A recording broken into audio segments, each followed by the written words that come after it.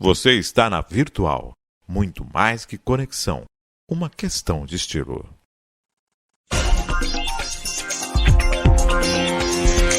Virtual News.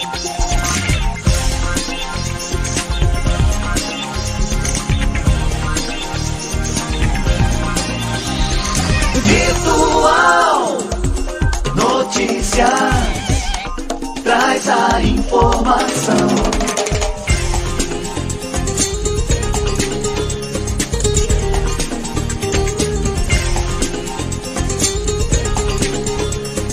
Virtual News. 9h mais 35. Um bom dia para você. Começa agora o Virtual News desta sexta-feira, dia 2 de dezembro de 2022. Para quem aniversaria no dia de hoje, parabéns, tudo de bom. Deus abençoando a sua vida hoje e sempre. Feliz aniversário.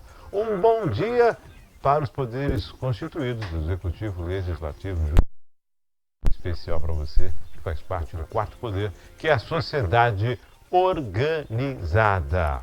Lembra? Já começamos aí em dezembro e vamos fazer a reflexão aqui todas as manhãs, de segunda a sexta, no Virtual News, sobre esse mês de dezembro e as promessas. Lembra lá em 2021, finalzinho do ano, 31 de dezembro, você vestiu a roupa branca, vermelha, amarela, você fez todos os preparativos para a virada do ano, para o Réveillon, champanhe, semente de romã, pulou ondas, projetos. Colocou algum em prática? Então, ainda tem tempo. Temos aí 28 dias praticamente para você colocar um dos seus projetos em prática.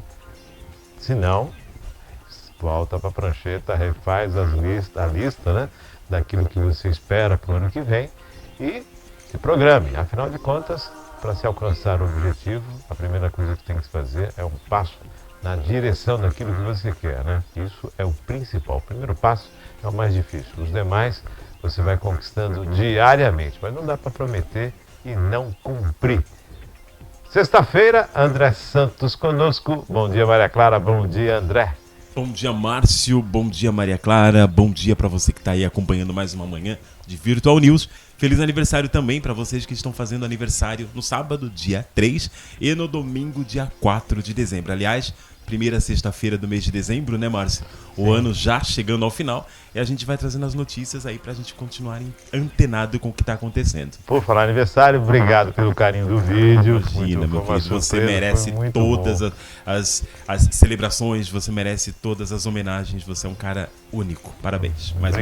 Obrigadão, André, obrigadão, equipe, foi muito bom. Bom, chegamos em dezembro, né? Já começamos aí dezembro. Pois é. Isso é bom, bacana.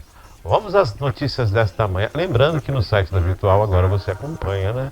Também tem lá a coluna de notícias da região e também nacionais e do mundo. Basta você acompanhar lá que você está com os links dos mais variados canais que trazem as informações. Nós concatenamos isso em um único local para que você tenha um acesso também ali na Virtual.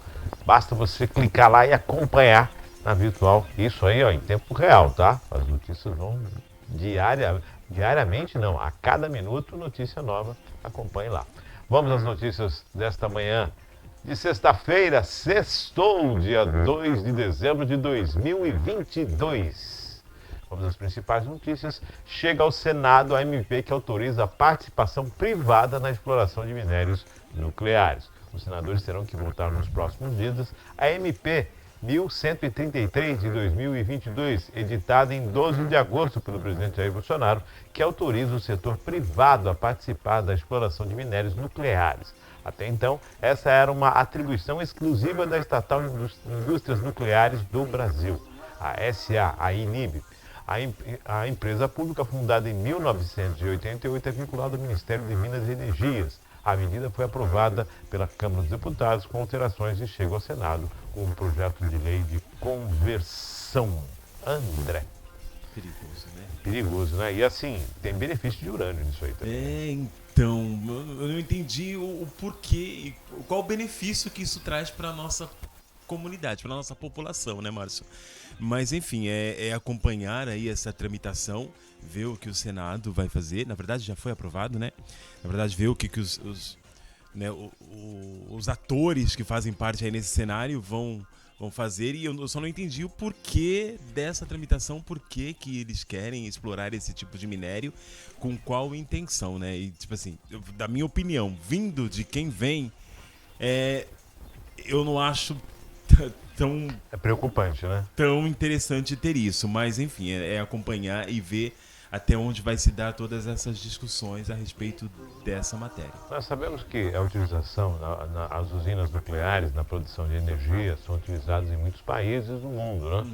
E beneficiar o urânio é algo que chama a atenção de todas as nações, né? Você vê o que acontece Coreia do Norte, alguns países que começam a Irã, vai beneficiar o urânio, quer dizer, chama a atenção do mundo justamente pela bomba atômica, por toda aquela situação, né? Então, de repente, vamos aguardar aí os desdobramentos, vai passar pelo Senado ainda. Porque, na verdade, é isso mesmo, mas se a gente for olhar o cenário desses países que tratam com esse tipo de minério, esse interesse é único e exclusivamente para a defesa da nação. Sim. Entendeu? Sim, então, sim. assim, qual a ameaça que o Brasil tem Está sofrendo de outras então, nações para que a gente porque possa aí ter você- interesse no tratamento de urânio? Se você vai trabalhar isso com a gente tem Angra 1, Angra 2, Exato. né, e tudo mais, que nunca avançou nesse sentido. Entendeu? Então, tem que se observar. Tem Bom, que se observar. como vai ser aproveitado esse minério, como é que vai se fazer esse... O porquê, Esse- principalmente, porquê, né? O porquê desse Tem algum interesse. projeto a longo prazo? A gente sabe, você vê o Japão, problemas de usina, você vê a questão da Ucrânia, que continua a guerra Continua. na Ucrânia, né? Vamos virar o ano com uma guerra na Ucrânia. Isso virou algo comum, né? Isso é muito ruim, perceber essa letargia mundial. É muito complicado. Mas tudo bem. Vamos a mais uma matéria desta manhã, com urânio ou sem urânio? Com urânio e sem urânio. Espero que seja 100. Vamos continuar com urânio sem urânio. Saia justa diplomática. A equipe eleita Inácio Lula da Silva comunicou a integrantes do Itamaraty que todos os países com quais o Brasil mantém relações diplomáticas devem ser convidados à posse, o que inclui a Venezuela. O convite e a vinda do venezuelano Nicolás Maduro, no entanto, esbarram em uma medida do governo Bolsonaro que impede a entrada dele no país.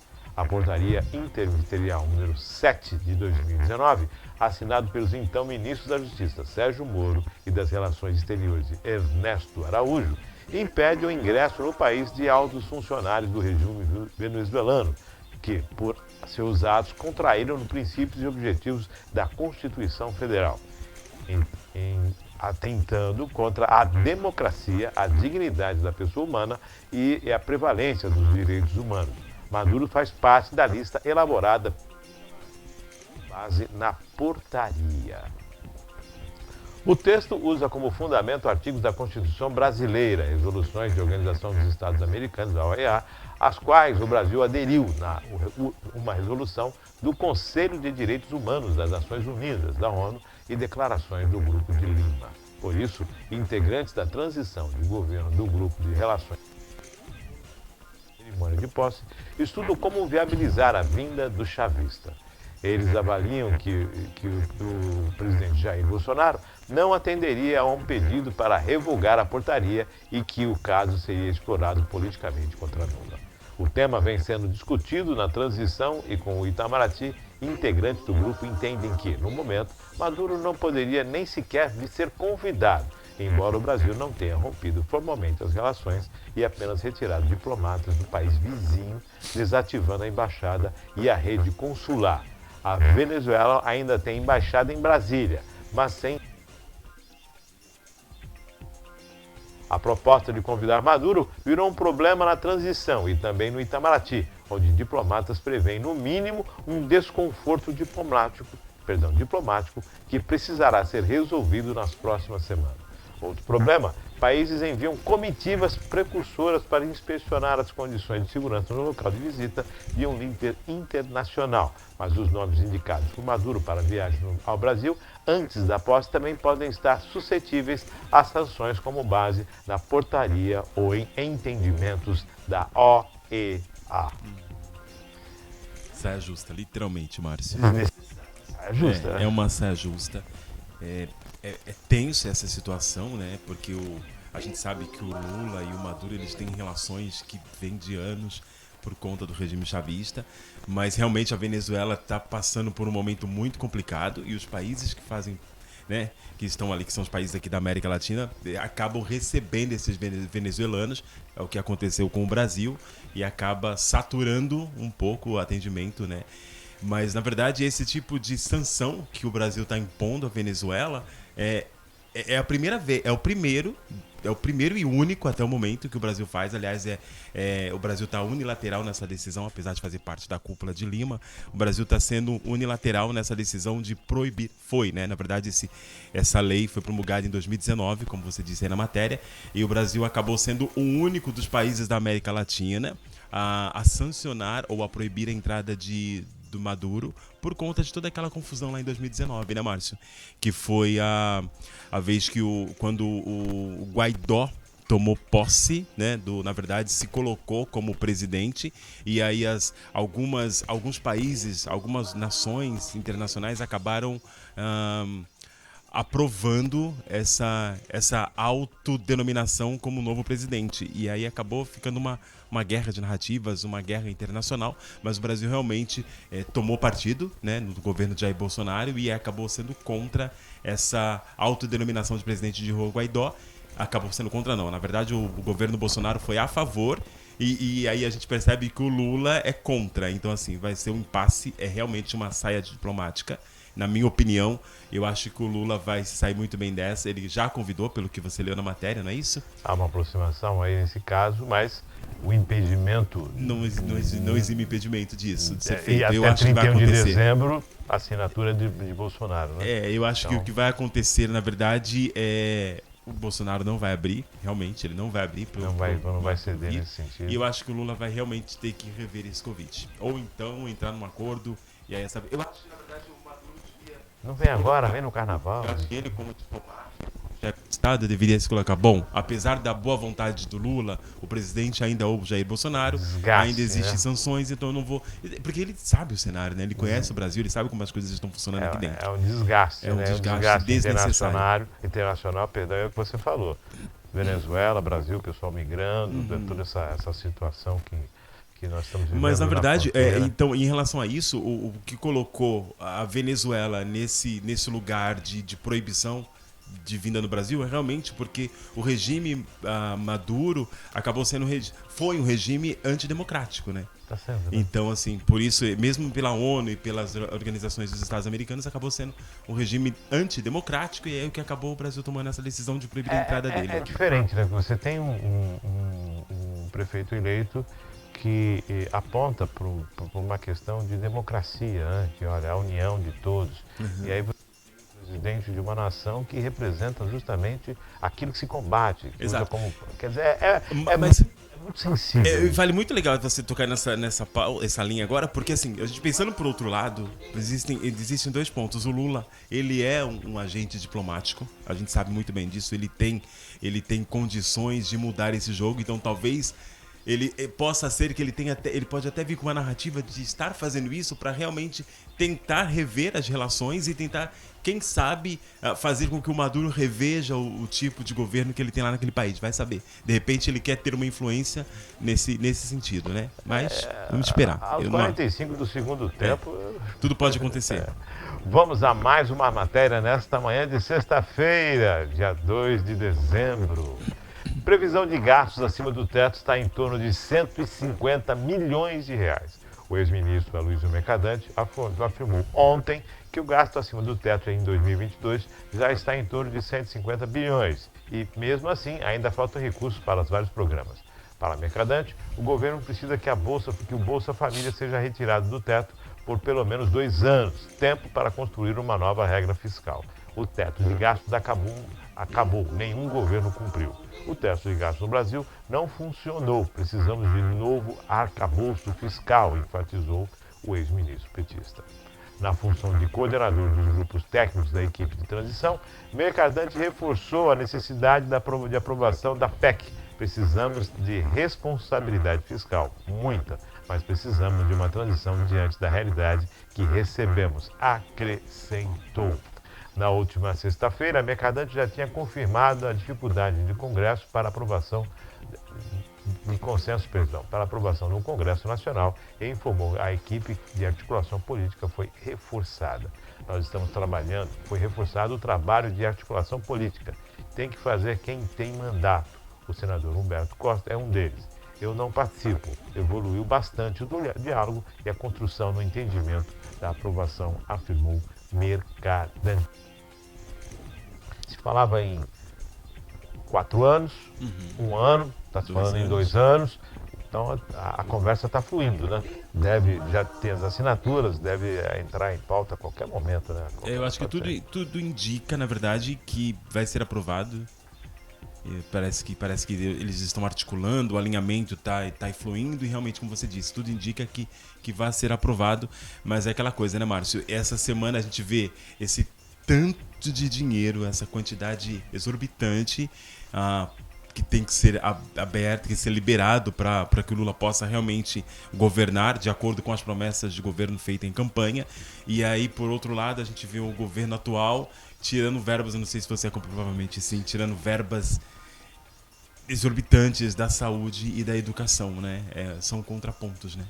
Sabendo que a gente tem essa possibilidade de continuar investindo na saúde, e aí a gente tem um governo que tira, outro governo que tira por outro lado, e a gente realmente vê que as bases de uma sociedade, na minha concepção, saúde, educação, continuam a ver navios. Só lembrando que ontem nós anunciamos, o governo declarou investimento de 22 bilhões em investimento, infraestrutura, né? O governo federal. O estado de São Paulo vai investir 22 bilhões, só para você ter uma ideia de como isso está afetando. Entendeu? Exato, eu acho que tem que se ter infraestrutura, é necessário. Aliás, tem que se ter tudo que seja possível para que a sociedade possa desenvolver.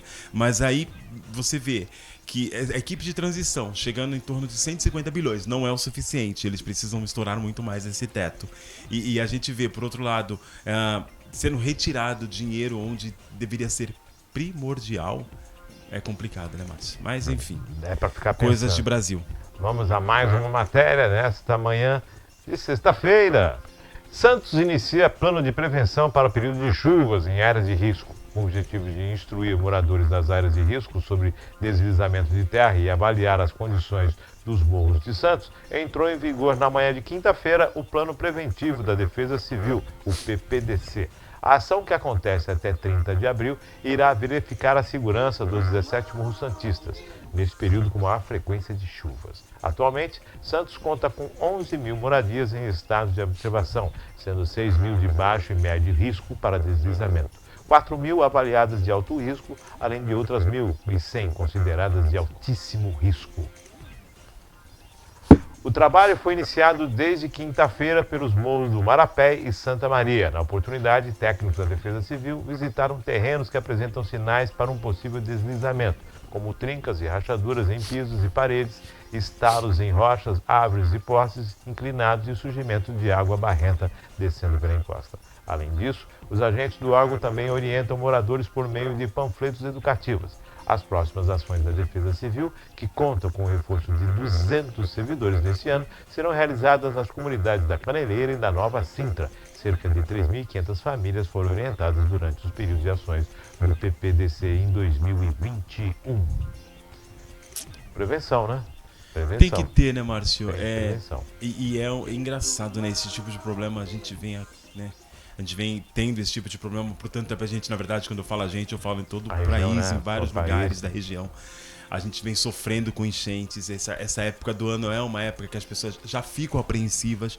E a gente vê que nem a semana passada, agora essa semana, nas últimas chuvas, ali a entrada de Santos, aquela região. E teve toda aquela reforma para poder evitar que isso pudesse acontecer.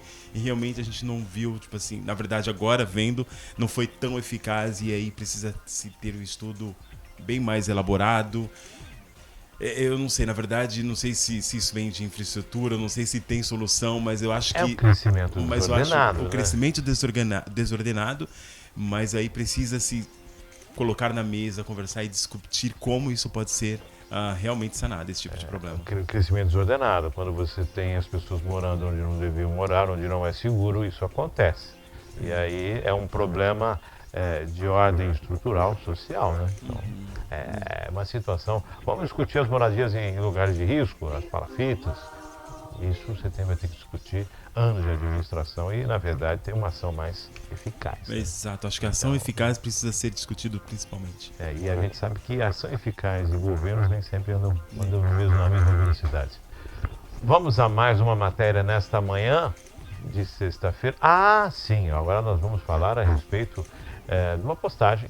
Semana passada nós falamos a respeito de uma postagem do vice-prefeito Ivan Delbrando, vice-prefeito de Cubatão, em que ele aponta situações envolvendo a administração pública e o seu descontentamento. Ele fez a live em frente ao hospital público da cidade, hospital esse que passa agora por uma situação em que o contrato venceu no dia 30, há 90 dias aí para se fazer a licitação, para que uma nova empresa assuma os serviços hospitalares, né, daquele complexo. A reclamação por parte do vice-prefeito foi muito forte, fez críticas ao seu prefeito, né, ao qual ele é vice, a chapa que ele fez parte, e o desdobramento disso é que ontem o vice-prefeito, em uma conversa, de acordo com as declarações, uma conversa com o prefeito Ademar, houve uma discussão, né, entre o prefeito e o vice-prefeito, e adiante dessa discussão, isso veio a público, em que o vice-prefeito relata ter sido ofendido e altas situações,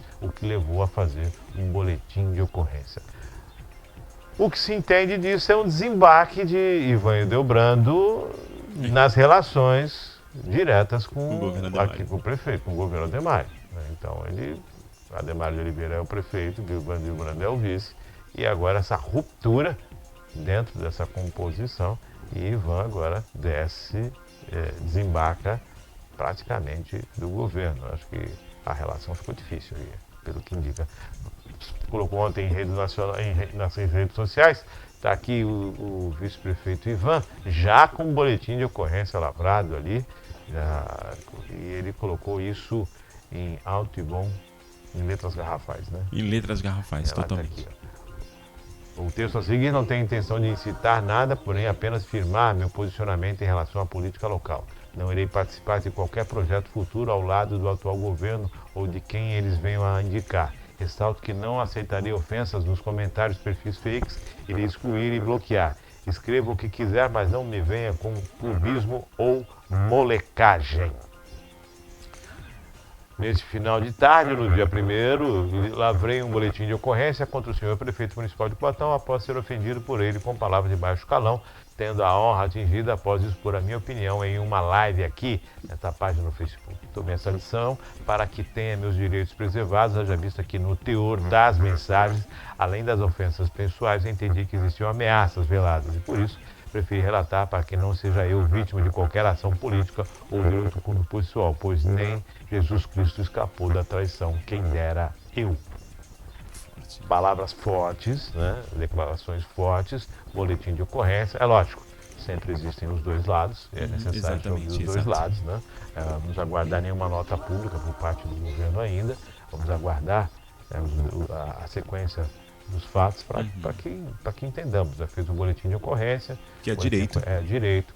O boletim de ocorrência ele tem 6 meses para ser representado, né? Exatamente. E aí vai caminhar essa situação. É uma situação de cunho político, é uma situação que pode desembocar em uma condição judicial, não se sabe ainda, né? Não se sabe qual é a sequência. E uma composição de governo que chega ao final, né? Ivan Delbrando vice chega ao final, acho que com desgastes, e começa agora o terceiro ano dessa atual administração, né? Que na verdade seria o 7º do governo, na sequência do governo PSDB, e com esse desgaste agora com o vice-prefeito, que é algo natural na cidade de Cubatão, né? Os vice-prefeitos sempre acabam, salvo Donizete Tavares do Nascimento, né? E que não teve rusgas na época de Márcia Rosa, os demais sempre houve um conflitozinho aí, nem que seja na reta final, houve uma ruptura, um desgastezinho. Tem esse histórico do vice-prefeito ser um personagem meio que coadjuvante de segunda linha nos governos aqui de Cubatão. O vice-prefeito, o Ivan Delbrando, ele deixou bem claro ali que a intenção não é incitar a nada. Mas a partir do momento que você coloca isso, que você expõe o que está acontecendo dessa forma, quando ele cita lá no final do trecho, se eu não me engano, ameaças não. O texto é longo, né? Ameaças veladas. Ameaças veladas, ele fala de ofensas e ameaças veladas. E aí, quando você coloca isso, você já coloca o leitor, tipo, Acende uma luz, né? É uma luz que acende no leitor, porque assim, como assim? E aí a gente vai querer saber, vai querer ficar preocupado, ficar curioso. Mas realmente é muito triste para a cidade. É muito triste para nossa cidade, porque assim, o Ivan Delbrando, ele está lá dentro, ele é vice-governo, existiu uma aliança para que ele viesse, para que uma conversa, uma composição de governo. Então, assim, ele faz parte do governo, apesar de estar se distanciando, não está se distanciando, já está distanciado disso há muito tempo, apesar de estar se sentindo à deriva e toda essa celeuma aí que está acontecendo dentro desse cenário, mas ele é governo. Quando ele fala assim, eu não faço parte do governo, ele está se colocando fora, mas ele só vai se colocar fora quando o governo acabar. Ele é o vice-prefeito. Ele ainda é o vice-prefeito. Até 30 de dezembro de 2024. Exato, e eu acho legal, eu acho que existem coisas e coisas que devem ser faladas nas redes sociais. As redes sociais é dele, eu acho que ele tem livre-arbítrio para colocar o que ele bem entender, mas aí existe uma dicotomia quando ele fala, eu não quero incitar, eu não quero ele não quer provocar a população, mas ele acaba provocando quando ele coloca o link para que as pessoas vejam o que ele falou. E o que ele falou realmente, ele citou nomes, como a gente falou na semana passada. E aí quando ele fala que houve ofensas e ameaças veladas, e aí ele foi abrir um boletim de ocorrência porque ele está preocupado com isso. É o direito dele, que não falei que é o direito dele, mas a partir do momento que ele abre, ele está realmente... Ele incita, não adianta. Por mais que você não queira, você incita a população a querer entender e a querer ter uma parte, né? Tanto os comentários ali na mensagem você percebe isso. Sim. E no texto ele fala, né, que vai estar indo no Paço, mas também se não for bem-vindo no Paço, vai continuar em algum lugar. Nós já tivemos prefeitos que colocaram um gabinete em outro lugar. Em outro lugar. Isso não é uma crítica, tá, Márcio? Deixando bem claro que isso não é uma crítica. É uma análise dos fatos. É uma crítica à colocação dele nas redes sociais. Ele pode colocar, ele tem todo o direito, ele sabe, mas assim, é só, na verdade, acaba incitando, né? Muito, e é isso que muito se via das postagens deles, algumas coisas mais tranquilas, mais divertidas, né? Ele estava indo por esse lado, né? Ele dançando, ele brincando, ele fazendo alguns vídeos bacanas em família, e de repente uma live que chama a atenção, e uma semana depois, praticamente, quase uma semana depois, esse desgaste entre a relação entre prefeito e vice-prefeito, vice-prefeito e prefeito, que culminou nessa ação, que agora eu acho que rompeu, né? Quebrou o cristal. Já não tinha, né, Márcio? Mas agora ele deixou bem claro que o negócio foi feio entre os dois, assim. Foi sério, né? Foi sério. Deve ter sido uma discussão bem acalorada, mas enfim, né?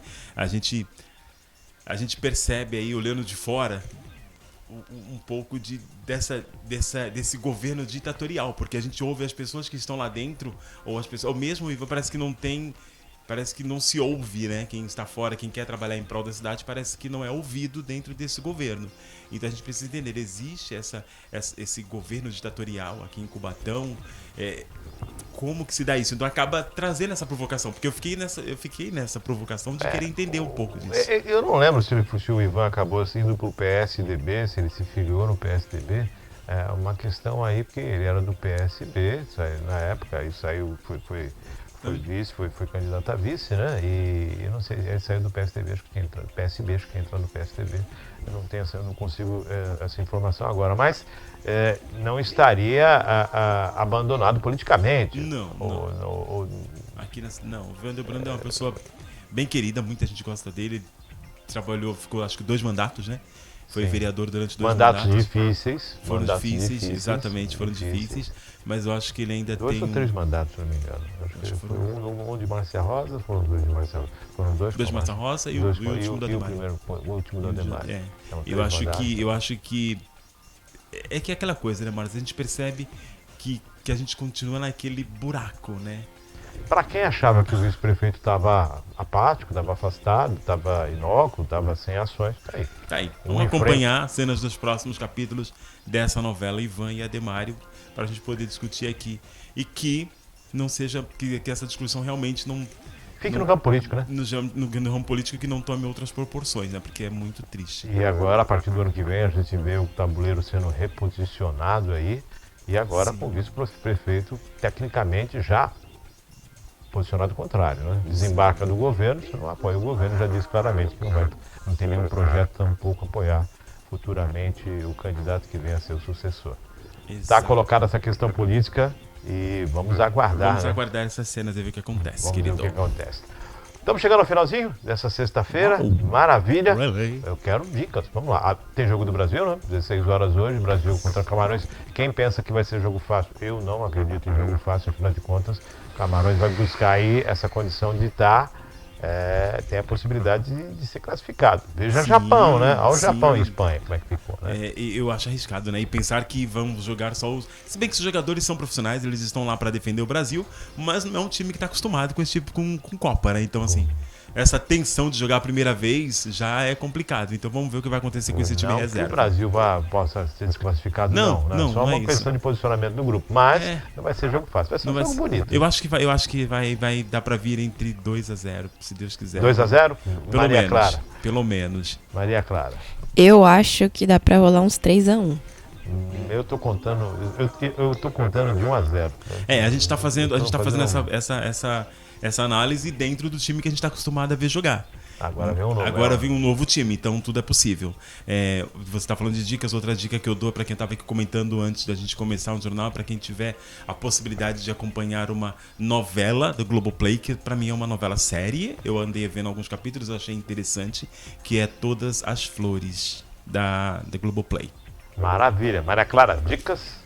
Então, vou reforçar aqui uma dica da semana passada, Wandinha na Netflix. Eu assisti todos os episódios na sexta-feira e ela é simplesmente maravilhosa. Tim Burton arrasou demais, tá perfeita. Pra quem gosta também de séries, filmes e tudo mais, tá rolando a CCXP em São Paulo. E assim, tem muita coisa acontecendo. O CEO da Marvel, Kevin Feige, tá no Brasil, ele vai participar de um dos dias. Tem atores do Avatar, como a Zoe Saldanha, né, também conhecida pelo sucesso da Netflix Recomeço. A gente tem vários atores de Senhor dos Anéis, de A Casa do Dragão. Então tem muita coisa rolando, muita coisa interessante na CCXP. Ainda existem alguns ingressos aí para quem se interessar. Tá aí, valeu a dica. Ó, lembrando que tem Festival esse fim de semana, Pilões e também Vila Esperança. Vão ser contemplados aí a Alana, a atriz Alana e o pessoal que está participando do Festival. Sucesso para vocês aí esse fim de semana, Festival, aproveitando aí um fim de semana de sol, hein? E De vai ter sol, também, hein? pra quem tá aqui na cidade de Cubatão, vai ter a parada de Natal, né, Márcio? No próximo Parada de domingo, Natal, dia né? 4, né? A Próximo partir das domingo, dia 18. 4, parada de Natal. Sempre acontecendo, o Parque Nelinas foi entregue aí com algumas alterações, algumas coisas acontecendo. E o fim de semana tá para você aproveitar aí, já entrando já no clima de desaceleração do final do ano, aceleração para as festas. E tá chegando, daqui a pouco nós estamos falando de Jingle Bells aqui, Feliz Natal. Papai Noel, Papai Noel. Aplausos. Papai Noel. André, valeu. Querido. Hoje, Obrigado, bem Márcio. rápido, hoje foi bem rápido. Nossa, né? foi muito rápido. Eu tava procurando notícias assim, mas enfim. Obrigado, Márcio. Obrigado mais uma vez. Obrigado, Maria Clara. E principalmente obrigado pra você que tá aí acompanha no YouTube. Daqui a pouco vai estar lá. E a gente vai se falando. E nos vemos aqui na próxima semana. Beijão. Agradecendo a André Santos, agradecendo a Maria Clara, agradecendo sempre a você, agradecendo a Deus, né, por esse dia maravilhoso. Fim de semana de sol, oportunidade de você aproveitar, passar em família, fazer o que você gosta, curtir o seu feriado, seu fim de semana ensolarado, aproveitando aí as oportunidades de lazer que o poder público te oferta e também a condição financeira muitas vezes propicia. Aproveite! Estamos chegando aí no final do ano, para quem está chegando, final do mês, já entra o salário na conta, daqui a pouquinho o 13º, o aquecimento dessa questão do comércio, e o pessoal vislumbrando a possibilidade aí de conseguir trabalhar nesse final de ano aí nos empregos temporários. Fique com Deus, daqui a pouquinho no YouTube, também no site da Virtual. E até a próxima semana, segunda-feira, com mais um Virtual News, se Deus quiser.